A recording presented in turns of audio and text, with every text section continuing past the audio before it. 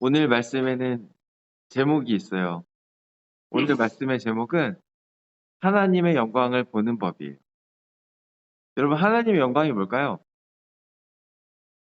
영광은 뭐예요, 영광? 네, 좋은 거예요. 좋은 거. 좋은 거. 은찬이한테 나쁜 거는 뭐예요, 대체? 나쁜 건 사탕이죠. 어, 그래요. 영광이 좋은 건데 사전적인 뜻은 뭐예요? 뭔가 글로리. 영어 좀 하시네요. 네. 저기 미국인 앞에서 영어를 하시면 어떡해요. 미국 계신데. 그러면 우리는 주입식 교육이 있죠. 하나님의 영광은요, 사전적인 뜻으로 영광은 빛나고 아름다운 영이에요. 빛난다라는 게 들어가요. 그래서 어떤 빛나는 광채, 아름다운 영예 이런 거예요. 하나님의 영광이라고 한다면 하나님에게서 보여지는 어떤 광채, 그분의 뛰어나심과 놀라우심이 드러나는 어떤 찬란함을 영광이라고 할 수 있어요. 존 파이퍼라는 목사님 아세요? 저도 잘 몰라요. 잘 모르는데 제가 이름을 그래도 한 번이라 들어봤을 정도면 굉장히 유명하신 목사님이세요. 근데 이 목사님이 하신 설교의 표현을 빌리자면 이제 당연히 인터넷에서 긁었습니다. 하나님의 영광은요, 하나님 스스로에게서 드러나는 하나님의 가치와 아름다우심과 위대하심 그 자체예요. 다시 말해, 하나님의 그 성품, 그 어떤 가치, 위대하심 여기서 그 빛나는 광채가 드러난다는 거예요. 하나님의 신성, 여기서 말하는 신성은 하나님의 이제 신적인 성품이죠. 그 자체가, 어, 다른 게 아니라 하나님의 어떤 이런 가치관이나 하나님의 가치나 그리고 이런 뭐 성품을 통해 드러나는데 그게 마치 어떤 찬란한 광채와도 같다는 거예요. 그거 자체가 하나님의 영광이에요. 오늘은 이 하나님의 영광이라는 단어로 말씀을 시작하고자 합니다. 그 이유가 뭘까요? 그 이유가 뭘까요? 오늘 40절을 읽으신 분. 하나님의 영광. 그래요. 하나님의 영광이라는 단어가 나왔어요. 근데 이 단어가 오늘 하나님의 영광이라는 단어가 나오기도 나왔는데 굉장히 중요한 단어이기 때문에 그래요. 중요할 뿐 아니라 오늘 우리와도 관계가 있는 단어예요. 성경 구절 하나만 제가 읽어볼게요. 이사야 43장, 두 절이네요. 미안합니다. 6절과 7절입니다. 제가 읽을게요. 잘 들어봐요. 내 아들들을 먼 곳에서 이끌며 내 딸들을 땅 끝에서 오게 하며 내 이름으로 불려지는 모든 자, 곧 내가 내 영광을 위하여 창조한 자를 오게 하라. 이 말씀 누가 하셨게요? 일단 오늘 말씀은 이사야 말씀이시고요. 지금 이 말씀은요. 이사야 때와 모세 때가 한 800년은 차이 날 것 같은데요. 800년은 오봤고, 800년 나겠다. 한 800년 날 것 같아요. 이사야가 쓴 말인데, 잘 봐요. 뭐, 여기 표현들 봐요. 내 아들, 내 딸, 내 이름을 불려지는 모든 자. 이사야가 내 이름을 불려지는 모든 자라고 얘기했을까요? 예수님은, 그렇죠. 예수님은 아직 여기 전면적으로 등장하지 계셨지만, 아직 전면적으로 얼굴을 드러내지 않으실 때 하나님이에요. 하나님께서 이사야를 통하여서 하신 말씀이에요. 이때가 지금 이 바벨론 포로 상황에 주신 말씀이에요. 바벨론 포로라는 것은 이스라엘 백성들이 바벨론에 망해서 끌려가가지고 포로로 살고 있을 때예요. 그때 하나님께서 이렇게 말씀하세요. 내 아들을 돌아오게 하고 내 딸을 돌아오게 한다. 이게 누구 얘기겠어요?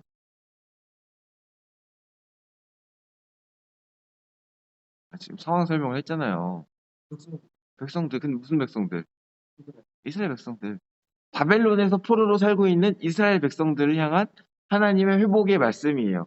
내 아들들 내가 이제 돌아오게 할 건데, 그걸 이제 이 명령이라는 명령어를 써서 표현하고 있는 거예요. 내 아들을 돌아오게 해라, 내 딸을 돌아오게 해라. 근데 여기 또 이어지는 걸 봅시다. 내 이름으로 불려지는 모든 자. 그럼 이건 누굴까요? 일차적으로는 당연히 이스라엘 백성이겠죠? 근데 이게 확장되는 거예요. 이스라엘 백성을 떠나서 하나님의 이름을 불려지는 모든 사람, 성도를 이야기하는 거예요. 지금 여기 계신 여러분들과 저를 포함한 모든 성도들을 돌아오게 할 것이다. 그러면 이스라엘 사람들은 바벨론으로 돌아오게 하는데 우리들은 어디로부터 돌아오게 하실 거예요?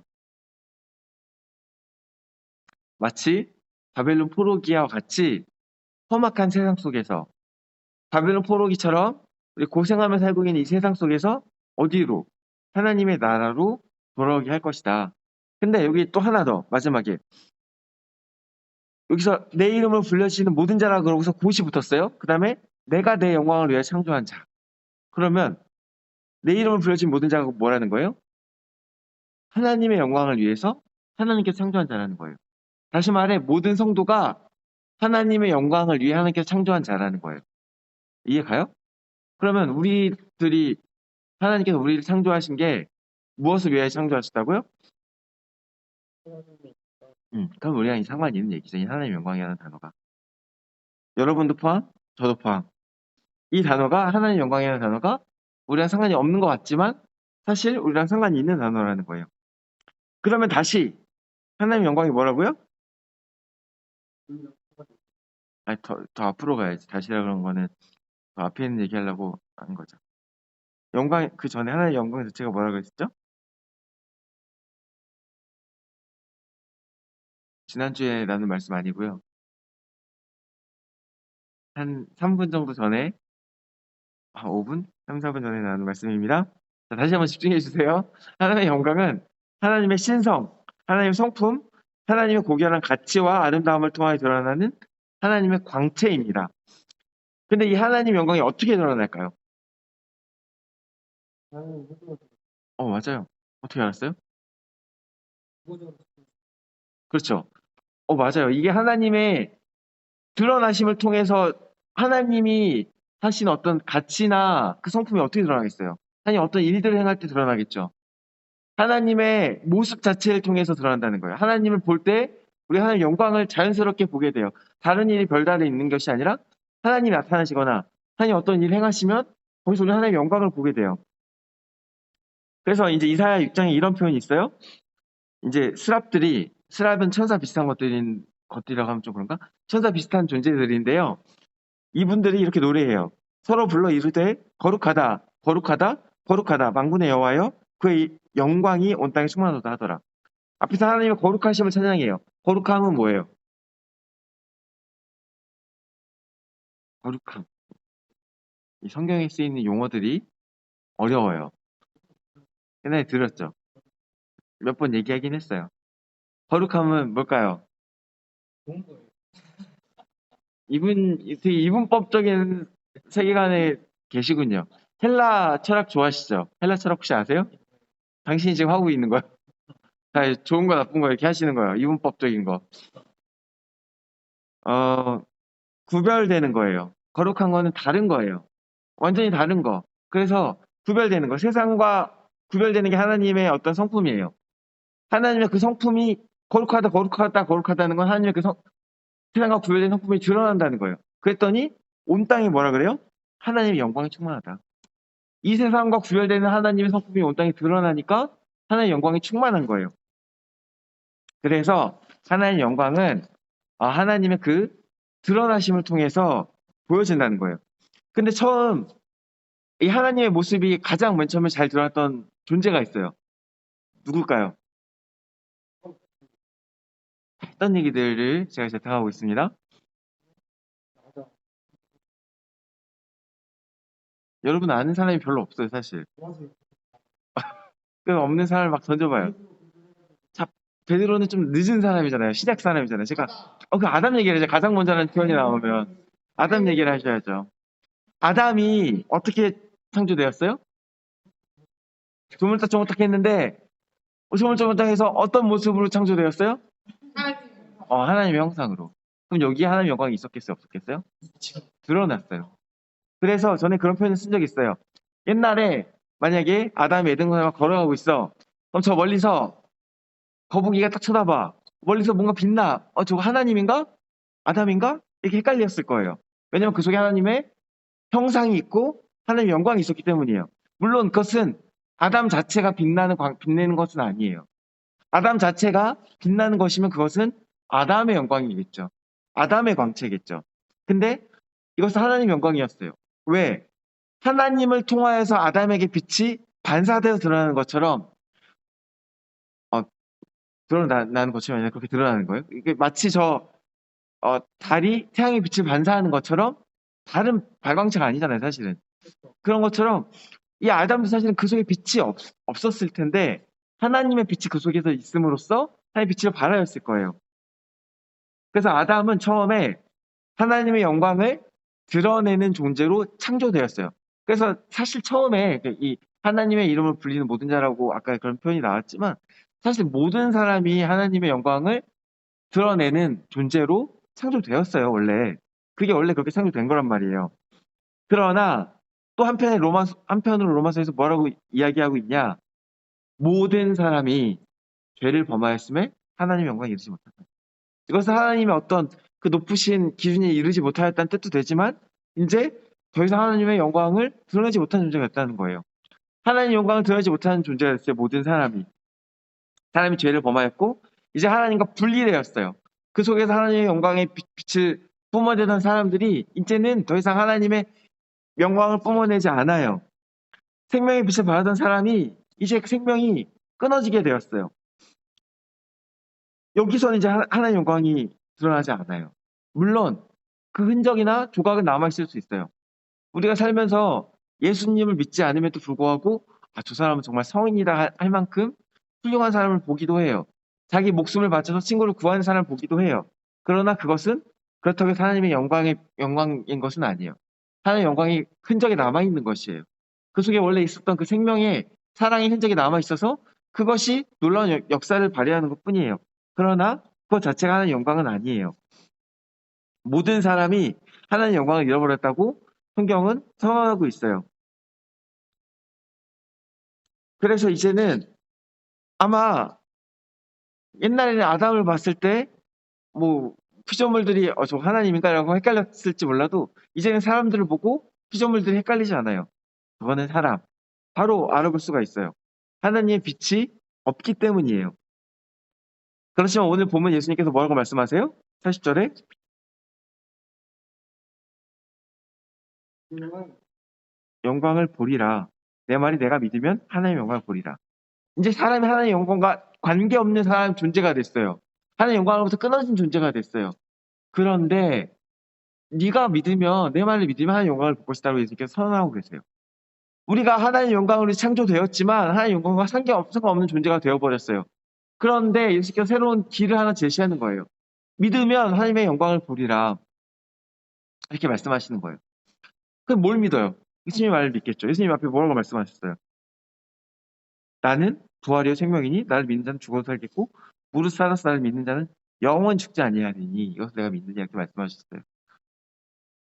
예수님이 생명이라는 것을 믿는 것, 예수님을 믿으면 생명을 얻을 수 있다는 것을 믿으면 하나님의 영광을 보게 돼요. 다시 말하면 예수님께서 하나님을 통해서 보내신 어떤 생명 그 자신을 믿으면 하나님께서 일하시는 것들을 볼 수 있게 된다는 거예요. 그 속에서 하나님의 성품을 볼 수 있게 된다는 거예요. 하나님의 신성을 볼 수 있게 된다는 거예요. 그런데 재미있는 것은 오늘 마리아와 마르다가 하나님의 영광을 계속 봤어요, 못 봤어요? 못 봤어요? 사실 봤어요? 여기서 하나님의 영광이 어떻게 드러났어요? 오늘 나사로, 어? 그렇죠. 죽은 자가 살아났어요. 죽은 자가 살아나는 건 사람의 일이 결코 아니에요. 그건 하나님의 일이에요. 아까 하나님의 영광이 어디서 드러난다고 했죠? 하나님이 행동하면 드러난다고 했죠. 오늘 하나님이 행동하셨어요. 나사로가 살아났어요. 그러면 마르다는 하나님의 영광을 봤어요, 못 봤어요? 봤어요. 근데 마르다 믿었어요, 안 믿었어요? 안 믿었는데 봤어요. 예수님 뭐라 그랬어요? 믿으면 영광을 보리라. 그랬어요. 40절 어딜 봐요, 40절. 네가 믿으면 영광을 보리라 하지 않았냐. 근데 못 믿었는데도 하나님의 영광을 봤어요. 하나만 더 붙입시다. 뒤에 예수님께서 기도를 더 하세요. 뭐라고 기도하시냐? 41절. 아버지여 내 말 들으신 것을 감사하나이다. 이 기도를 하세요. 근데 거의 한마디를 더 하세요. 사실 나는 아버지가 내 기도를 들으시는 것도 알고 내가 굳이 이렇게 이야기해서 남들 다 듣기 감사 기도할 필요도 없는데 왜 이 말씀을 하셨냐? 그러나 이 말씀 하옵는 것은 둘러선 무리를 위함이니 곧 아버지께서 나를 보내신 것을 그들을 믿게 하려 함이라. 주변 사람들에게 이 일이 하나님에게로부터 온 것을 알리기 위해서 예수님께서 굳이 말씀하셨어요. 예수님은 이미 이게 하나님의 일인 걸 알았어요. 어쩌면 옆에 있는 마리아, 마르다도 이 일들을 하나님의 일임을 알았어요. 근데 주변에 있는 사람들은 모를 수도 있어요. 이게 어떻게 된 거지? 오늘 온 사람은 쟤 안 죽었나? 이럴 수도 있어요. 근데 예수님께서 이렇게 말씀하시는 거예요. 하나님, 나사로를 살리심에 감사합니다. 하나님께서 이 일을 행하셨습니다. 하나님 영광 받으시옵소서. 그 말을 사람들이 들어요. 아, 오늘 하나님의 일이 있었구나. 이 사람들이 그러면 또 뭘 보게 돼요? 하나님 영광을 보게 돼요. 하나님께서 하신 일들을 보게 되고 하나님 영광을 보게 돼요. 예수님께서 지금 뭐 하시는 거예요, 그러면? 영광을 보여주는 거예요. 처음에 마르다한테 믿으면 볼 거다 그렇게 말씀하셨지만 안 믿었는데도 보여주시고 또 옆에 있는 애들한테도 보여주시고 여기서 우리가 알 수 있는 게 뭐가 있을까요?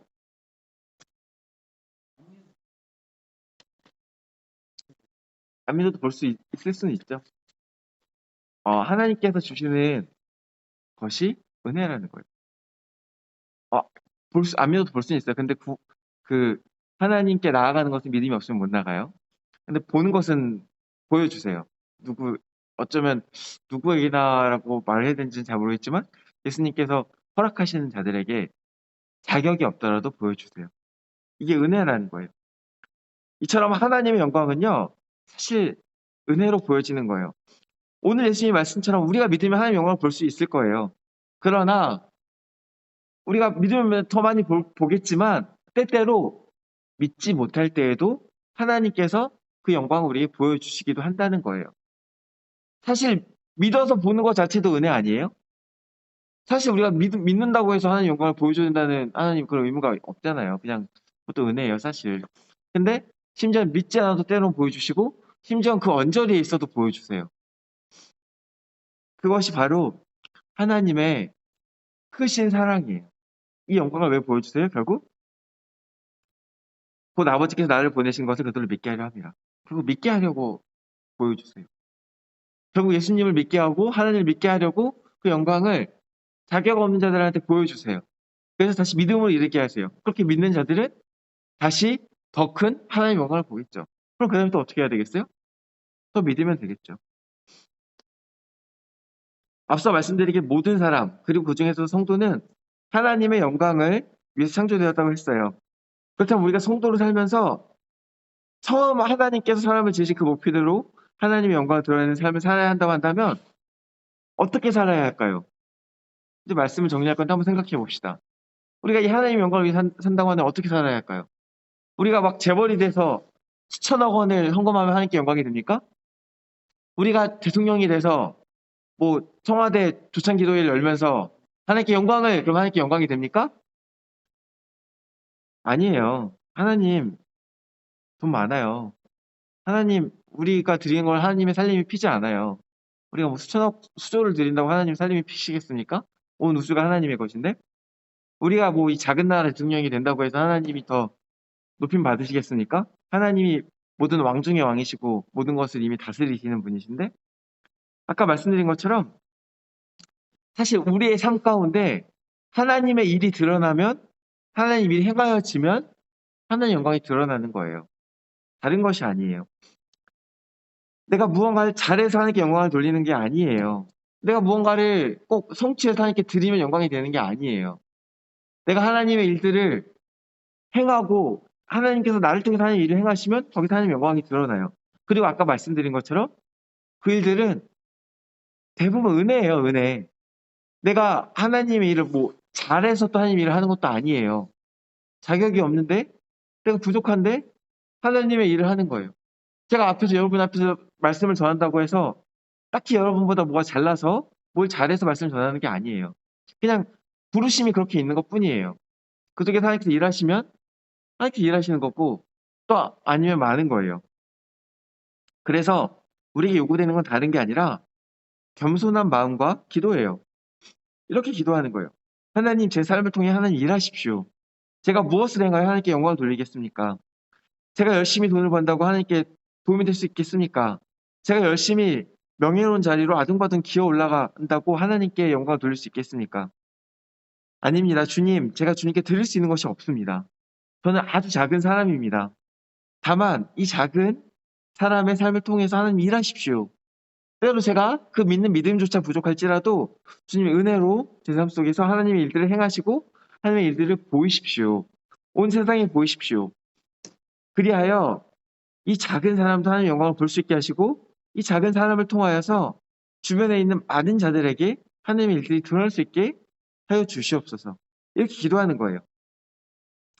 사랑하는 청소년부 여러분, 하나님의 일은 결코 우리 힘으로 하는 것이 아닙니다. 하나님께 영광을 돌리는 것도 우리의 능력으로 하는 것이 결코 아닙니다. 하나님의 영광을 하나님 스스로 드러내시는 거예요. 그 앞에서 겸손한 마음으로 다만 필요가 없을 사실 하나님은 제가 필요 없으시거든요. 그럼에도 불구하고 이 작은 사람과 함께 하시길 원하셔서 부르시는 건데 그것들을 감사하며 또 그것들을 완전히 원하며 나아가는 저와 여러분 되시기를 주님의 이름으로 축원합니다. 함께 기도하시겠습니다. 참 좋으신 하나님 감사합니다. 우리를 부르시고 우리에게 하나님의 일을 함께 볼 수 있게 하시고 함께 행할 수 있게 하시니 감사합니다. 그 영광의 자리로 부르심에 감사합니다.